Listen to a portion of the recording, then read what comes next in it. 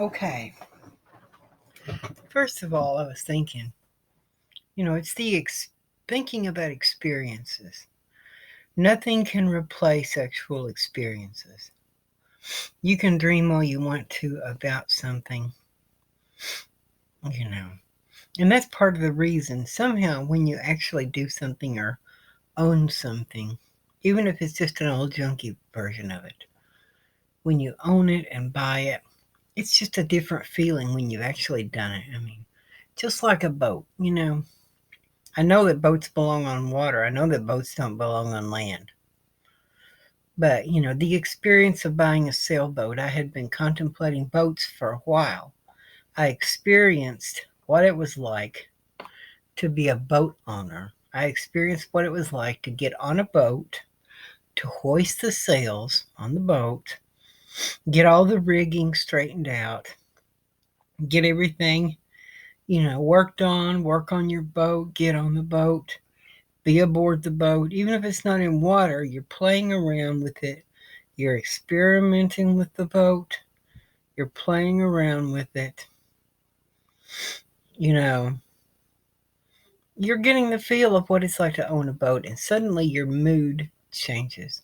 Your mentality changes because you've experienced what it's like to be on board a boat, to clean a boat, to work on the boat, to clean it, to operate the boat.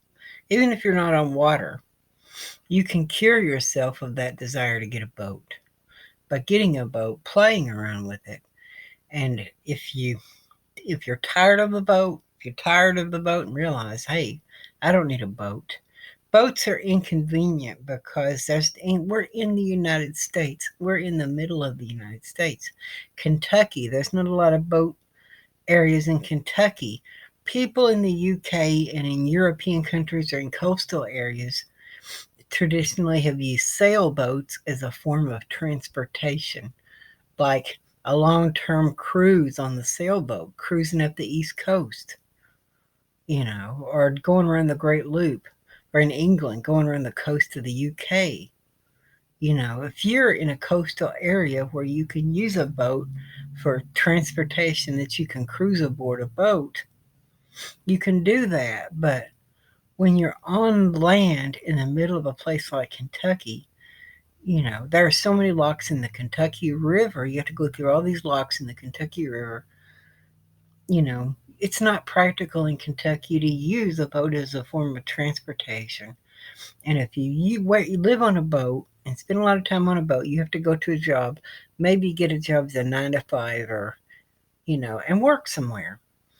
You know, it's hard to work somewhere and travel around on your boat and then go to work somewhere. I mean, if you're moving up and down the coast, where in the heck are you going to park your car and go to work if you're moving around? And when I realized a lot of locations have rules against anchoring out. In California, you have to have a permit to anchor out, and it's illegal to live aboard a boat unless it's so big. You have to have a permit. And in some places, you actually have to have a permit to live aboard your boat, and you actually have your boat has to be at least 34 feet long to live aboard. They make it impossible for people to do anything because in some places there is regulations in the boat, world of a boat. A Coast Guard member of the Coast Guard can board your vessel anytime they want to do an inspection of your boat. The Coast Guard inspection. It's not like an RV. It's in an RV, the police don't have the right to search your RV.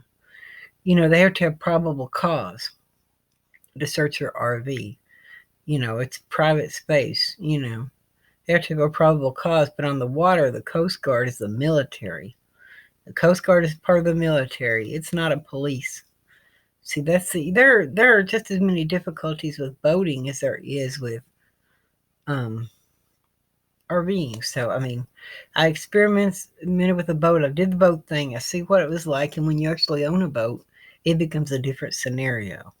Even if you're not going to travel in a camper, actually buying a camper, owning a small camper, even if it's a junky camper, buying a pull-behind travel trailer really has changed my mind. It helps me to understand what it's like because I really own the travel trailer.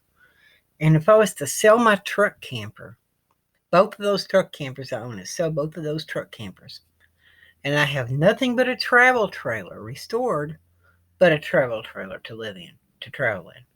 Can I boondock in a travel trailer? I still have to go to work every day. If I get a job, I'll still have to go to work every day. Can I go to work and find a place to park that travel trailer? Can I have a friend's driveway to park that travel trailer? Is there an industrial district where I can get by with unhitching that trailer in an industrial abandoned parking lot and parking that travel trailer in an industrial parking lot where that trailer won't get towed away or stolen? Can I find a place to stash that trailer when I go to work every day? Can I do that? Can I find a place to stash that trailer and live in it or park it somewhere? Can I do that? Can I find a place that's not in a campground to stash that trailer and park it and live in it and hide it in the trees? you know. Can you do that with a travel trailer? One negative drawback on a truck camper is you don't have any storage. With a travel trailer, it's actually bigger than a truck camper. And you can, on top of the fact that the trailer is bigger, you can store stuff in your tow vehicle.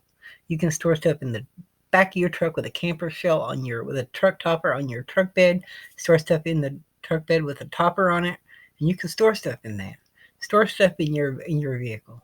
But you can't do it with a truck camper because literally in that truck camper, I have a water hose in the truck camper.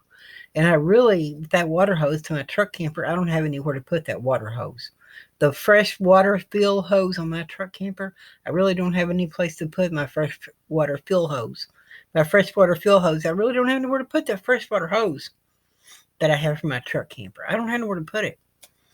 Campgrounds are hard to live in. I don't want to live in a campground. That's the only thing about a truck camper or a van is living in it. You don't have any place to put stuff. I want to have tools on the road. If I live in my camper, I've got to have tools to work on stuff. I've got to have a place for my tools living in my RV. I've got to have a place for my tools. You got to have a place for tools, utilities like your water fill hose, sewage drain hose. Fuel, gasoline, fuel for your generator. You've got to have tools, wrenches, sockets, tools to be able to work on your RV if you break down in a parking lot. You've got to have a place to store tools. You've got to have a place to store stuff, And that is also key living in an RV or in a vehicle. Another thing about living in a vehicle that can't be detached.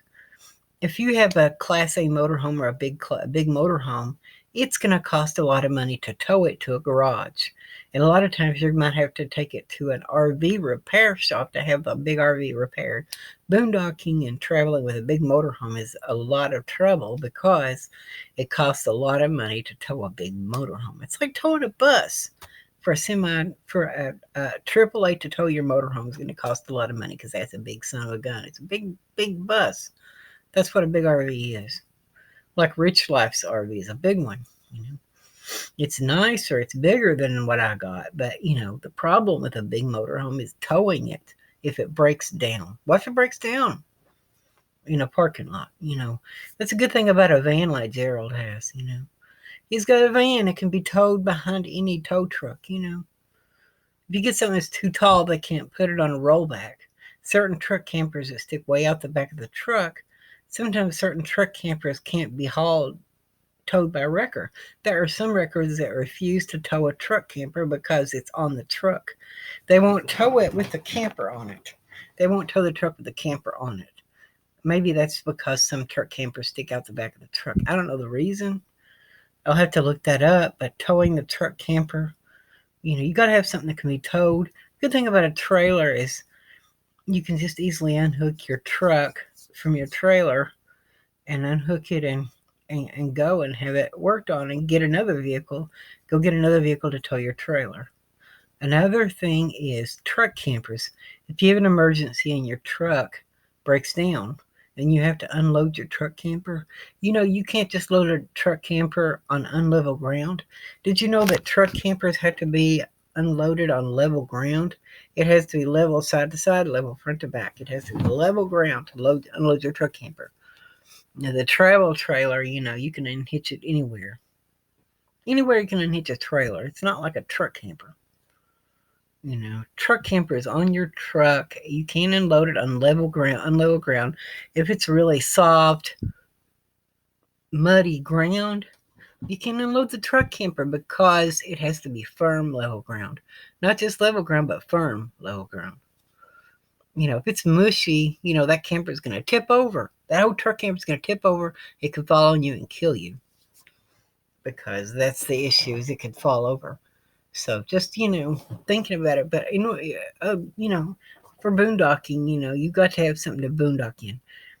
It's one thing, and another thing is vintage RVs. Vintage travel trailers are easier to work on because you can take the aluminum skin off of it and repair it. Whereas a new one with laminated sides are more trouble-free. You have a walk-on roof, but if you do have dry rot or if you have carpenter ant infestation, like I had in my 88 Coachman, it's hard to get to the carpenter ants and kill all the carpenter ants, because if you have a carpenter ant infestation in a camper, if the walls are all sealed together, how in the hell are you going to get the wall apart so you can get the carpenter ants and kill them? You can't gut it, So, but basically the thing, is you got to realize, thinking about living in a vehicle, living in an RV, you're stuck out there on the streets. You're stuck out there on the streets living in a vehicle in a van life, Living van life, you're out on the streets. It's not a lot of trouble if your car breaks down. You get AAA to tow it to the garage, and then you go home and wait for the call from the mechanic when your vehicle's ready. And you get a Uber to get you home. But you broke down in a parking lot. Your house is your vehicle. You live in it. You're parking in a parking lot, living your vehicle, and you're sitting there having supper in your camper, and then you want to start your vehicle, turn the key, and drive to the next parking lot. What if your vehicle doesn't start? What if it doesn't start? Especially, it's a lot of stress on a vehicle, having to get that vehicle up, move it around every few hours.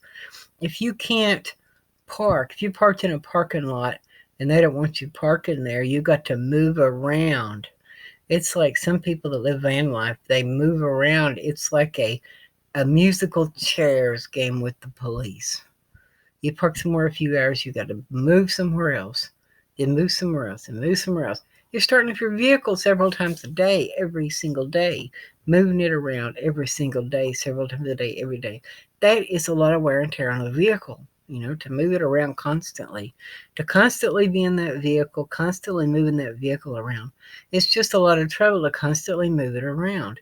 It's a lot less breakdowns if you would get a campsite somewhere or a place to park. It's going to be a lot less trouble just to get a place to put your camper, leave it there, and you'll have a place to come to. Sometimes it takes a week to have a vehicle repaired. So these are just some ideas I'm kicking around. What do you all think? I'll catch you on the next one.